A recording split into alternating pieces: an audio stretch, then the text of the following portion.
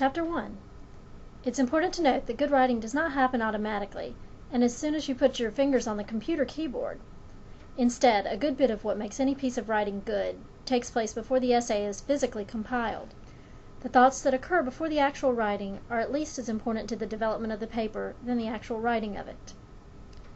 In order to make your paper the best that it can be, there are some things you need to think about first. Initially, you need to determine your thesis. We'll discuss thesis statements later on in another chapter, but basically a thesis is the main point of your essay. It's a statement that tells the readers what to expect. You also need to figure out what you already know about your topic, and also what you need to know.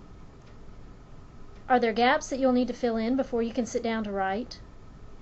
The third item you see here deals with the research that you do. If you can, record your thoughts in the margins of the pages. It will help you as you go back to formulate the ideas.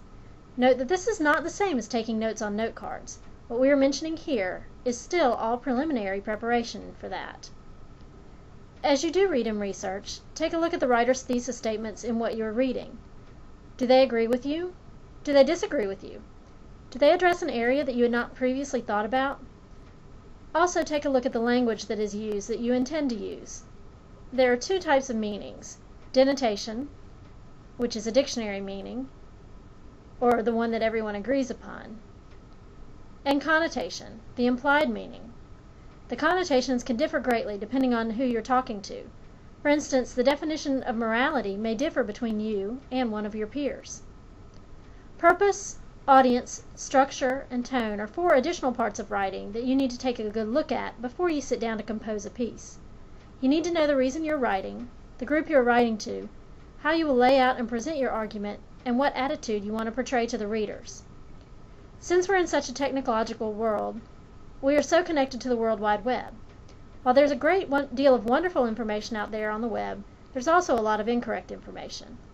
As we search on the internet, we need to keep in mind that anyone can put any information out there that they want to. In fact, I've had some students have information accepted for posting on Wikipedia. So how do you know what to believe? There are certainly some tips to keep in mind. First of all, take a look at the website address and the letters after the main part. Are they .edu? If so, that's an education-related site. If the letters are .gov, you found a government-related site. If the letters end in .com, it's likely a site that is a business or a for-profit group. Each type of group has an agenda in mind for the information that they place on the web. Also take a look at the author or the sponsor. What credibility does this person or this group have? What elements are on the site? Are there a bunch of videos? How are the links organized? Are there banners, pictures, menus, advertisements? What is the content on the site, and how does that content compare to what other reputable sites are saying?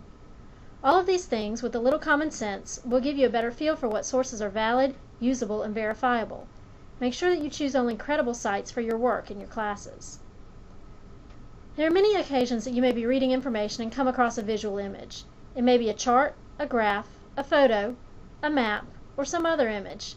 It's important that you be able to read this as well as you do the written word. With that in mind, listed here is the process that you should go through in order to figure out what the meaning is in them. Start off by changing what you see as an image into words.